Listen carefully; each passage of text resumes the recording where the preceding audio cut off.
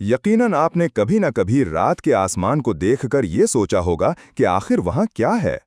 सन 2009 उन लोगों के लिए एक खास साल था जो कायनात के राज जानने में दिलचस्पी रखते हैं, क्योंकि इसी साल को यूनेस्को और बैनुल अक़वामी फ़ल्कियाती यूनियन ने बैनुल अक़वामी साल फ़ल्कियात इंटरनेशनल ईयर ऑफ एस्ट्रोनॉमी करार दिया।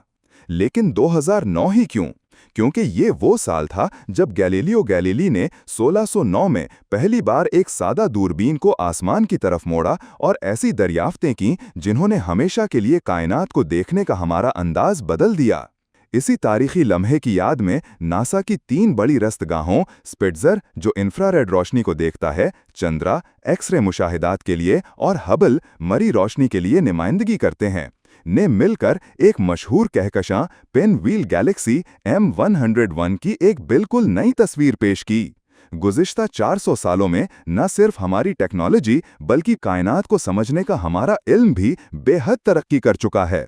आज के दौर में फल्कियात दान ऐसे ताकतवर दूरबीनें इस्तेमाल करते हैं जो वो रोशनी देख सकते हैं जिनका गैलीलियो ने तसव्वुर भी नहीं किया था।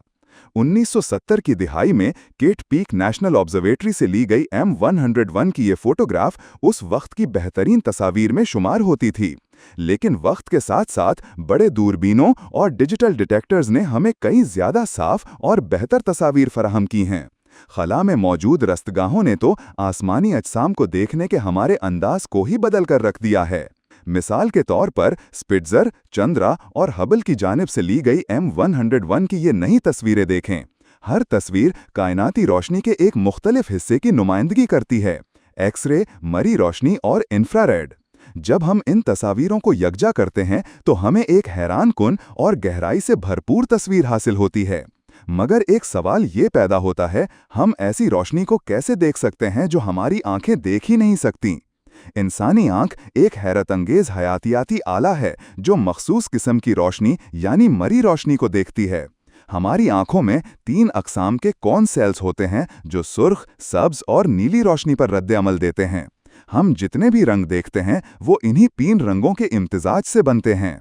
मगर रोशनी का दायरा इन 3 रंगों से कहीं वसी है।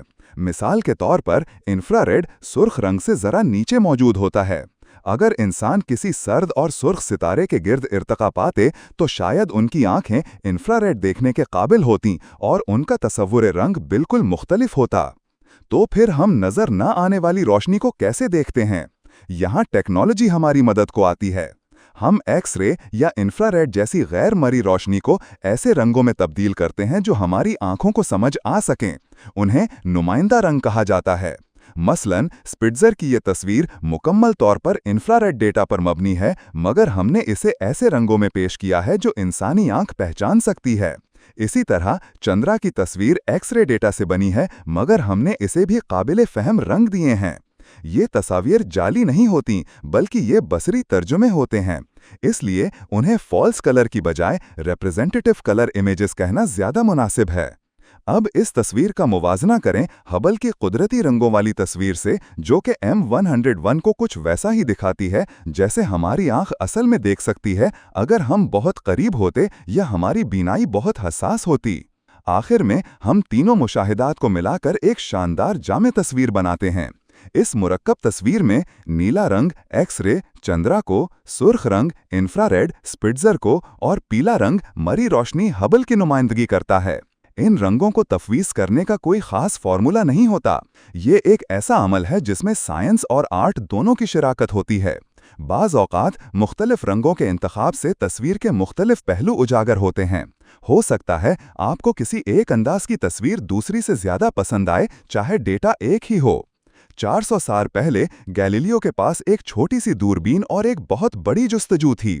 आज हमारे पास स्पेस टेलीस्कोप्स, डिजिटल टूल्स और पूरी दुनिया से खला की हैरान करने वाली तस्वीर हैं। आसमान अब हमारी पहुंच से बाहर नहीं रहा। सिर्फ चंद क्लिक्स और थोड़ी सी रंगीन बसीरत के साथ हम सब एक ऐसी पोशीदा कायनात को देख सकते हैं जिसका गैलीलियो ने सिर्फ ख्वाब ही देखा था। मैं हूं doctor Robert Hart Spitzer science center से, और मैं आपको याद दिलाता हूं कि थोड़ी सी डिजिटल मदद से अब हर कोई ये छिपी हुई कायनात देख सकता है।